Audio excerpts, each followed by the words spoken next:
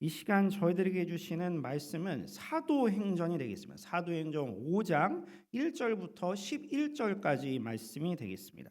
사도행전 5장 1절부터 11절이며 제 성경으로는 신약성경 194페이지에 있습니다. 신약성경 194면 사도행전 5장 1절부터 11절까지입니다.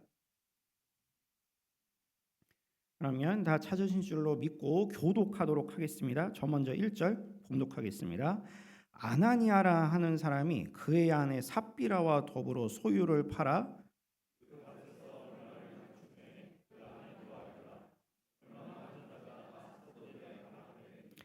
베드로가 이르되 아나니아야 어찌하여 사탄이 내 마음에 가득하여 내가 성령을 속이고 땅값 얼마를 감추었느냐.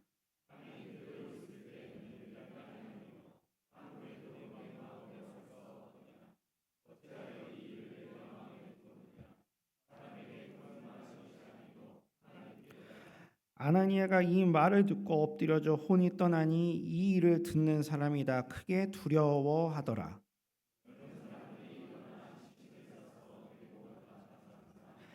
3시간쯤 지나 그의 아내가 그 일어난 일을 알지 못하고 들어오니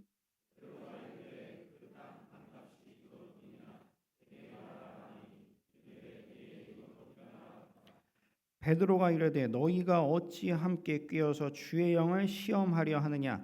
보라 내 남편을 장사하고 오는 사람들의 발이 문 앞에 이르렀으니 또 너를 메어 내가리라 하니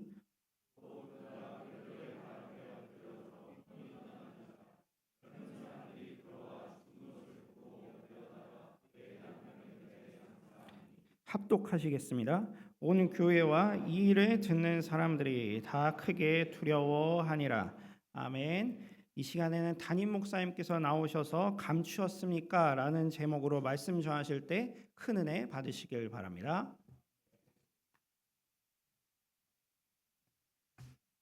2000년 전에 처음 교회에 성령이 불같이 임했습니다. 기적이 일어났어요. 능력이 나타났습니다. 한꺼번에 3,000명이 회개하면서 주님께 돌아오고 5,000명이 세례를 받는 일들이 일어났습니다. 그렇게 초기 기독교 공동체의 일원이 된 사람들의 삶에는 놀라운 변화들이 나타나기 시작을 했는데 그 중에 하나는 자기의 소유를 자기 거라고 주장하지 않는 일이 일어났습니다. 사도행전 4장 32절 말씀 보면 믿는 무리가 한 마음과 한 뜻이 되어 모든 물건을 서로 통용하고 자기 재물을 조금이라도 자기 것이라 하는 이가 하나도 없더라. 놀라운 일입니다. 이 세상에서는 돈, 물질이 굉장히 중요하죠. 이 세상 사람들은 하나님보다 돈의 위력을 믿고 있습니다. 세상은 돈을 숭배합니다. 돈의 힘이 막강해요. 어떤 면에서 우리 모두 돈의 노예가 되어 있는지도 모릅니다. 그런데 성령이 임했더니 자기 소유를 자기 거라고 하지 않았다는 거예요. 물건을 서로의 필요에 따라서 이거 내 건데 나보다는 당신이 더 필요한 것 같아. 그리고 그 사람 더 필요한 사람한테 줘버렸다는 것입니다. 형제 사이에도 물질 문제 가지고 싸우고 등을 돌리고 하는 일들이 얼마나 많이 있습니까? 어른들만 그런가요? 어린아이들도 그 자그마한 장난감 하나, 과자 하나 가지고도 죽일 듯이 싸우는 모습들을 가끔 보지 않습니까? 그런데 그렇게 물질을 악착같이 움켜쥐고 놓지 않던 사람들이 교회 공동체 안에서 그걸 스스로 내려놓는 일들이 벌어졌다는 것입니다. 이것은 세상 역사상 한 번도 없었던 새로운 사회가 생겨난 거예요. 성령의 사회였습니다. 예수님께서는 뜻이 하늘에서 이루어진 것처럼 땅에서도 이루어지게 해달라고 기도하라고 하셨는데 하나님의 뜻이 이 땅 위에서 이루어지고 있었어요. 그것이 처음 교회 공동체의 모습이었던 것입니다. 많은 사람이 이상적인 사회를 꿈꿨습니다. 그래서 이데올로기 논쟁을 벌이고 정치 투쟁을 숱하게 해왔어요. 그러나 이 지상에는 이상 사회가 없습니다. 역사가 진행될수록 세상은 더 악해지고 더 타락할 뿐이에요. 그것이 지나온 인류의 역사입니다. 그러나 역사의 유래가 없는 이상적인 공동체가 있었으니 그것은 바로 마가의 다락방에서 시작된 처음 기독교 공동체였던 것이죠.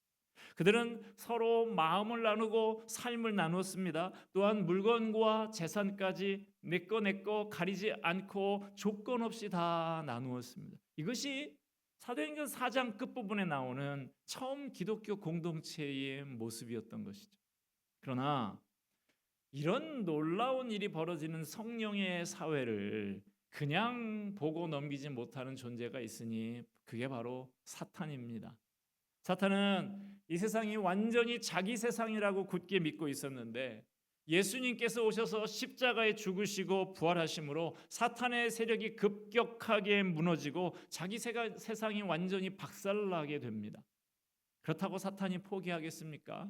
이 아름다운 사랑의 공동체를 분열시키고 파괴하려고 틈을 타고 파고들어서 공작을 벌입니다. 여러분, 은혜 받았습니까? 정신 바짝 차리세요. 마귀가 우리를 가만히 놔두지 않고 공격할 것입니다. 교회를 파괴하려고 합니다. 그러므로 악한 사탄이 시험하지 못하도록 더 기도하고 깨어 있어야 하는 것입니다. 오늘 본문을 보면 사탄이 아나니아와 삽비라라고 하는 부부의 마음속에 들어가게 됩니다. 아나니아와 삽비라는 아마도 재산이 제법 많이 있었던 사람으로 보입니다. 그리고 신앙도 어느 정도 있었던 사람으로 보여요. 오늘 본문에 벌어진 사건을 이해하기 위해서는 오늘 본문의 바로 전에 사도행전 4장 끝에 나오는 바나바라고 하는 인물에 대해서 먼저 알아야 합니다. 사도행전 4장 36절입니다. 구브로에서 난 레위족 사람이 있으니 이름은 요셉이라 사도들이 일컬어 바나바라 번역하면 위로의 아들이라 하니. 자, 이 사람의 원래 이름은 요셉이라는 거예요. 교회 지도자들이 그런데 이 사람에게 별명을 붙여주는데 바나바라고 하는 별명을 붙여줬다는 것입니다. 그 바나바라는 뜻이 뭐냐? 위로의 아들. 이런 별명이 왜 이 사람에게 붙여졌는지 그 배경을 우리가 좀 이해할 필요가 있는데요. 자, 처음 교회가 어떻게 탄생하게 됐죠? 유대인의 명절인 유월절과 오순절을 맞아서 세계 각처에 흩어져 있었던 많은 유대인들이 예루살렘에 모여들었습니다. 그리고 오순절 마간의 다락방에서 강력한 성령 강림 사건이 일어나게 되죠. 그 후에 이 사람들의 원래 스케줄대로라고 하면 사람들이 각자 자기 고향으로 다시 돌아가야 하는 것인데 돌아가지를 않는 거예요. 갑자기 3,000명이나 되는 사람들이 회개하고 구원받아서 교회에 몰려오니 이 많은 사람들의 먹고 자는 문제를 해결하기 위해서는 교회에 엄청난 재정이 필요하게 되겠죠. 이걸 어떻게 감당했느냐? 교인들이 자발적으로 자기 재산을 처분해서 헌금해서 충당을 했어요. 그 중에 대표적인 사람이 오늘 방금 읽었던 요셉 바나바라고 하는 사람이었던 것이죠. 이 사람 상당한 재력이 있었던 사람이었던 것 같습니다. 사도행전 4장 37절에 그가 밭이 있음에 팔아 그 값을 가지고 사도들의 발 앞에 두니라. 이 사람이 자기 소유의 상당한 규모의 땅을 다 처분해서 헌금으로 사도들에게 드렸어요. 사도들이 그 거액의 헌금을 받아서 교회의 가난한 사람들과 긴급히 필요한 데 사용했던 것이죠. 교회의 재정적인 어려움이 일거에 해소가 된 거예요. 그 밖에도 사도행전에 보면 이 사람의 행적이 여러 번 나오고 있는데 그는 인품이 대단히 훌륭한 사람이어서 상처받은 사람들을 많이 품어준 것으로 나옵니다. 이렇게 훌륭한 인품을 갖추고 게다가 재정적인 헌신까지 하는 요셉의 모습이 사도들의 눈에 정말로 아름답게 보였던 것이죠. 그래서 사도들이 이 사람을 바나바, 위로의 아들이다라고 별명을 붙여서 그렇게 부르게 되었다는 것입니다. 이 사람의 헌신을 통해서 많은 사람이 위로를 얻고 힘을 얻었다라고 하는 뜻이죠. 이러니 온 성도들이 다 우리 바나바 그러면서 모두 바나바를 칭찬하고 존경하고 따랐던 것이죠. 오늘 본문에 나오는 아나니아와 삽비라 부부는 그렇게 칭찬과 존경, 사랑을 한 몸에 받는 바나바를 바라보면서 한편으로는 부럽기도 하고 질투를 느꼈던 것 같습니다. 어떻게 자기 재산을 다 팔아서 가난한 사람들을 위해서 쓸 수가 있을까? 어떻게 하면 나도 저 사람처럼 교회에서 존경받고 칭찬받을 수가 있을까? 그래서 마침내 이 아나니아도 자기의 땅을 팔게 됩니다. 이 사람도 상당한 재력을 가지고 있었던 사람인 것 같아요. 땅을 팔아서 그 값을 사도에게 바쳤습니다. 그것이 오늘 본문에 나오는 이야기예요. 자, 여러분, 바나바의 행위하고 아나니아와 삽비라 부부의 행위는 객관적으로 보기에는 똑같았습니다. 이 사람도 땅을 팔아서 헌금했고 이 사람들도 땅을 팔아서 헌금을 했어요. 그거를 구제에 쓰도록 했습니다. 바나바도 그랬고 아나니아와 삽비라도 그랬어요. 그러나 그 둘은 같은 게 아니었습니다. 겉보기에는 같아 보였지만 아무도 알지 못하는 이 부부만의 은밀한 대화 속에서는 남이 모르는 숨겨진 어떤 게 있었습니다. 그게 바로 오늘 본문 1절과 2절에 나오는 내용입니다. 1절, 2절 다시 보겠습니다. 아나니아라 하는 사람이 그의 아내 삽비라와 더불어 소유를 팔아 그 값에서 얼마를 감추매 그 아내도 알더라. 얼마만 가져다가 사도들의 발 앞에 두니. 그 값에서, 땅을 판 값에서 얼마는 감추매. 요즘 말로 삥땅을 친 거예요. 땅을 판 값 중에서 얼마는 감추고 그 일부분만 그 사도들에게 헌금했다는 것이죠. 이게 바로 바나바하고 아나니아 삽비라 부부의 차이인 것입니다. 같은 행동을 했지만 바나바는 성령이 주시는 감동과 사랑의 마음으로 했어요. 그러나 아나니아와 삽비라 부부는 성령에 이끌려 하지 않고 인간적인 질투와 과시하려고 하는 감정으로 했던 것입니다. 여러분, 사탄의 가장 무서운 공격은 외형적으로 나타나서 파괴하고 공격하는 데 있지 않습니다.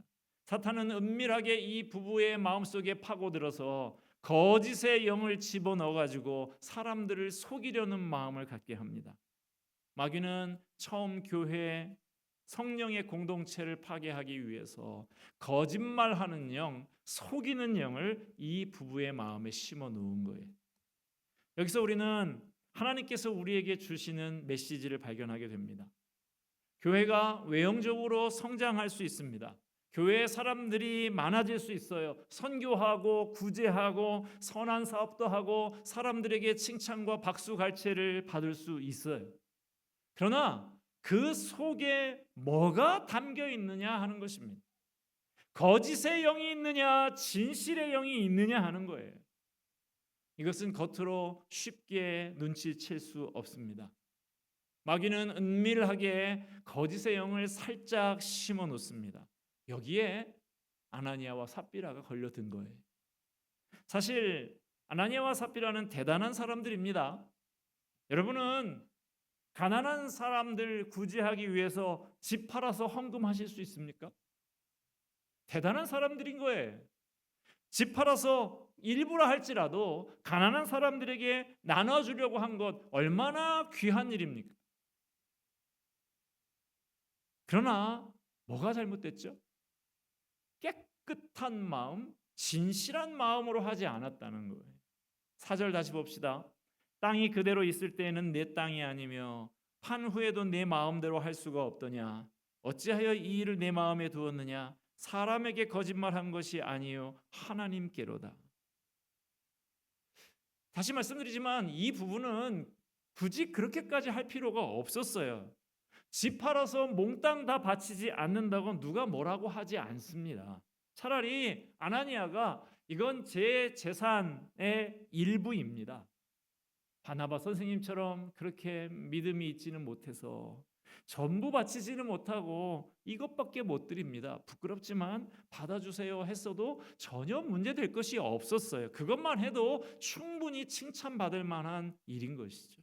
그러나 아나니아 부부는 바나바만큼 그렇게 칭찬받고 존경받고 싶었던 것이죠. 그래서 거짓말을 한 것입니다. 하나님은 부부를 아담과 하와를 창조하시고 돕는 배필이라고 하셨죠. 돕는 배필이지만 죄를 짓는데 돕는 배필이 되어서는 아니 되겠습니다.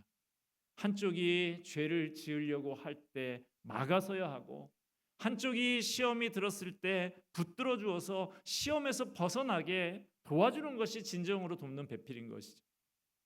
남편 아나니아가 거짓말하면서 속이려고 한다고 하면 아내 삽비라가 남편의 앞을 막고 바른 길을 가도록 도와야 했어요. 그러나 아나니아와 삽비라는 죄 짓는 데에 돕는 배필이었습니다.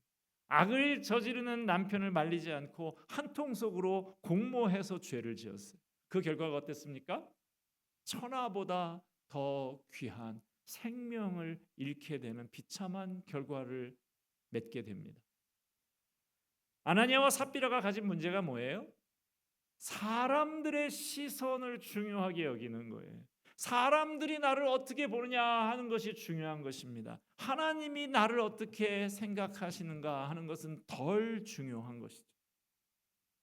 우리 중에 많은 사람이 이 부분에서 넘어집니다. 열심히 있고 헌신도 있고 희생도 할 줄 알아요. 그러나 하나님이 나를 어떻게 생각하시는가 하는 것을 생각하기보다 사람들이 나를 어떻게 보느냐 하는데 관심이 있는 게 더 문제인 것이죠. 그러나 정말로 중요한 것은 하나님이 나를 어떻게 보실까 하는 것인데 말이죠. 여러분, 하나님을 바라보고 신앙생활을 하십니까? 사람을 바라보고 신앙생활을 하십니까?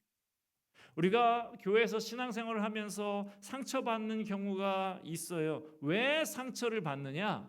자꾸 사람 눈치를 보기 때문이에요. 사람 때문에 시험 드는 것이죠. 여러분, 여러분의 속마음은 어떻습니까? 하나님이 나를 보고 뭐라고 말씀하실까? 생각해 보세요. 어떤 태도로 봉사하는가, 어떤 자세로 헌신하는가, 어떤 마음으로 구제하는가, 어떤 동기를 가지고 선교를 하는가. 우리의 마음을 주님께서 살펴보고 계십니다. 하나님은 절대로 속지 않으십니다. 하나님은 지극히 거룩한 분이십니다. 온전히 진실하고 정결한 분이십니다. 오늘 본문 보세요. 아나니아 부부를 죽이시잖아요. 그 정도로 하나님은 주님의 교회와 성도들이 진실하고 정결하기를 원하신다는 것을 이 사례를 통해서 공포하고 시위하시는 것입니다. 아나니아 부부는 하나님도 사도도 다 속일 수 있을 줄 알았지만 속지 않았어요. 하나님만 속지 않으신 게 아니라 베드로도 속지 않았습니다. 성령으로 충만했던 베드로가 진실이 무엇인가 하는 것을 알고 있었어요. 여러분, 혹시라도 김 목사가 드디어 땅 팔아서 몽땅 헌금하라고 하는구나 라고 생각하지 마세요. 하라고 해도 안 하시겠지만 땅 안 팔아도 괜찮으니까 안심하십시오.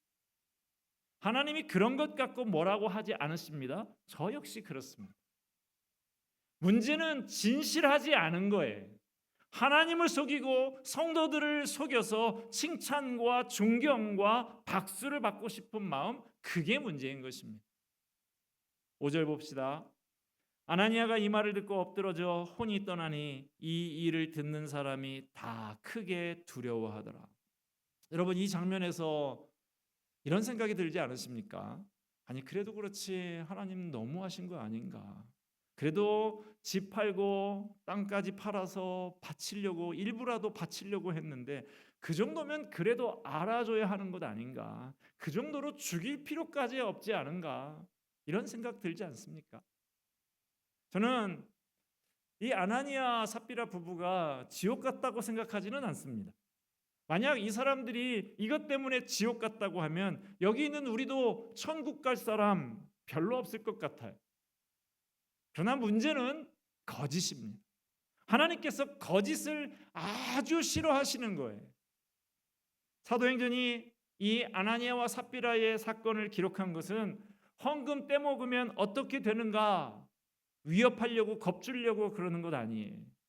헌금 떼먹는다고 다 이렇게 죽지는 않으니까 안심하시기를 바랍니다. 양심의 가책은 좀 있을지 몰라도 당장 어떻게 되지는 않아요. 많이들 해봐서 잘 아시잖아요. 신자가 신앙생활 하는 중에 실수하는 일이 있고 어리석은 짓을 하기도 하고 어리고 연약한 것을 주님께서 다 아십니다. 만약에 지금 하나님께서 거짓말한 것 다 아나니아 부부처럼 그렇게 징계하신다고 하면 내일 아마 장례식장에 많이들 가셔야 할 것입니다. 그러므로 하나님께서 나를 지금 살려주셨다고 해서 내가 고개를 꼿꼿이 들고 다닐 만한 사람이라는 뜻은 아닐 수 있습니다. 우리는 언제나 하나님 앞에서 죽을 죄인이라는 사실을 알고 두려워해야 하는 것입니다. 11절 말씀 봅시다. 온 교회와 이 일을 듣는 사람들이 다 크게 두려워하니라.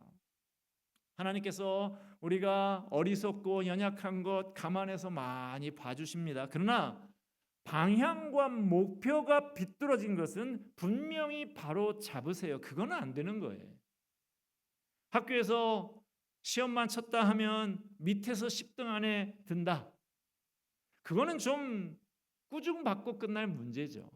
머리가 둔하고 의지가 약하고 성취 동기가 부족한 것을 어쩌겠습니까?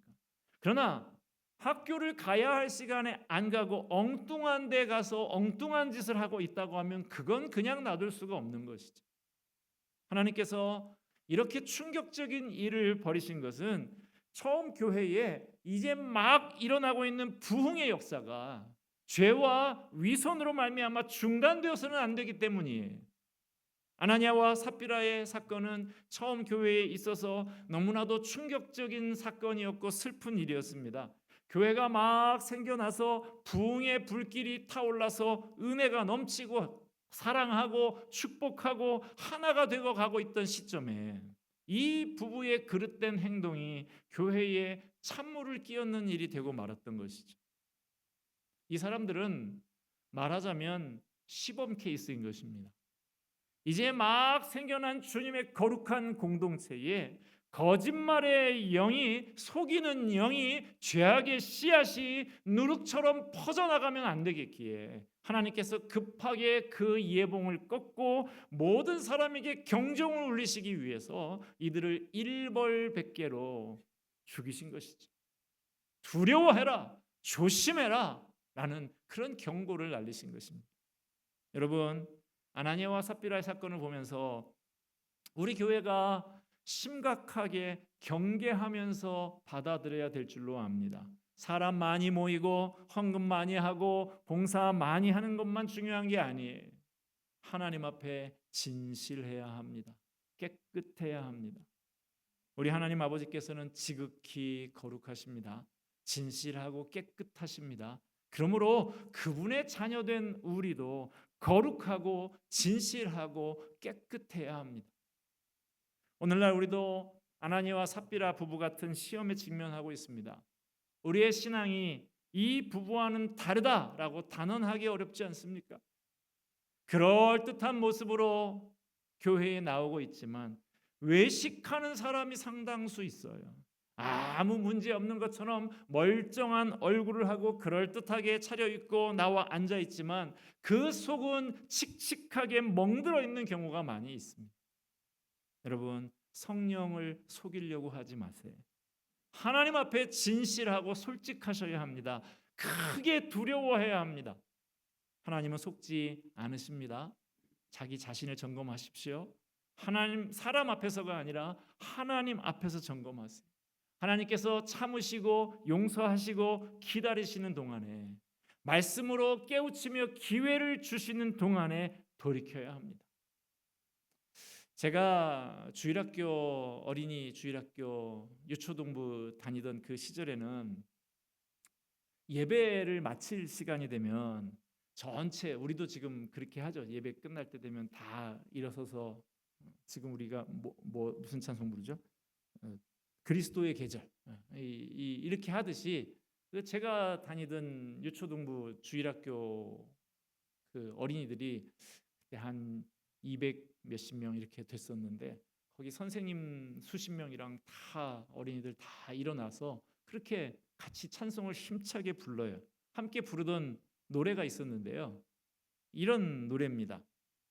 주일학교 지금 끝나 집으로 갑니다. 안녕 안녕 늘 진실하여라. 안녕 안녕 늘 진실할게요. 몇 년 동안 제가 불러가지고 지금도 기억이 나요. 50년 전에 한국교회 주일학교 한국교회는 늘 진실하라고 가르쳤고 늘 진실하라고 하겠다고 다짐하면서 예배당을 떠나갔습니다. 지금 우리는 다음 세대들에게 어떻게 가르치고 있습니까? 늘 진실해라가 아니라 늘 영악해라, 늘 약삭 발라라, 늘 요령껏 해라, 기죽지 말아라, 어떻게 해서든 수단 방법을 가리지 말고 이겨라, 이렇게 가르치고 있는 것은 아닙니까? 하나님 아버지께서는 우리에게 어떤 모습을 기대하고 계실까? 이 시간 우리 하나님 앞에 진실하고 깨끗하기를 위해서 기도하십시다. 하나님 앞에 부끄러운 모습이 있다고 하면, 감추어진 죄가 있다고 하면 회개하고 다시 한번 하나님 앞에 진실하고 깨끗하게 다시 시작하는 저와 여러분이 되기를 바랍니다. 기도하겠습니다. 은혜와 사랑이 풍성하신 하나님 아버지, 오늘 아나니아와 삽비라의 이 감추인 모습을 보면서 우리의 모습을 다시 반추하여 봅니다. 이 시간 하나님 앞에 진실하고 깨끗하기를 기도합니다.